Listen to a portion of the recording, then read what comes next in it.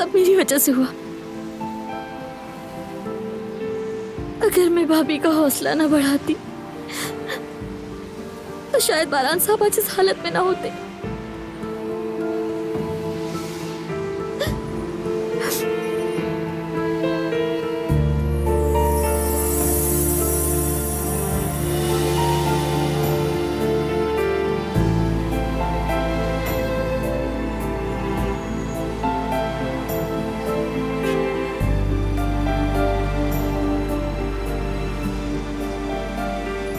परेशान मत हो, बारान मजबूत है, जल्दी संभल जाएगा, वो ठीक हो जाएगा इंशाल्लाह। ठीक कहते हो, बचपन में भी वो ऐसे ही थे। मुझे और जिहान साहब को बचाने के लिए झगड़ों में पड़ जाते थे। किसी भी तकलीफ में हो कभी दूसरों को जाहिर नहीं करते थे, खुद ही अपने आप को संभाल लेते थे। हमेशा हमारी हिफाजत की,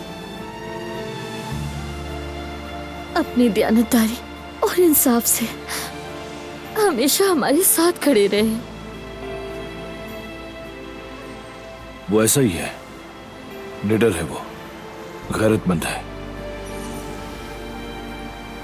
देखो, अब चाहे हम एक दूसरे से मुत्तफिक ना भी हो, लेकिन मेरे दिल में बारान के लिए एक अलग जगह है।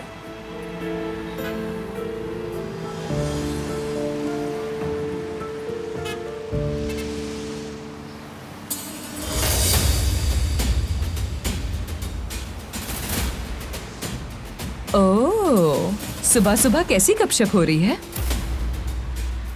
मैं जाने ही वाली थी। खुदा हाफिज।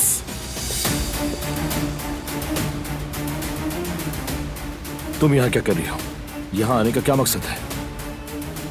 बारान कराबे को गोली लगी है, मैं ये मौका कैसे गंवाती? बकवास बंद करो।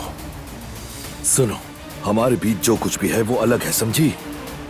लेकिन बारान मेरे लिए आम है। मैं हरगिज ये नहीं चाहूंगा कि तुम उसकी मौत की तमन्ना करो, समझ गई तुम?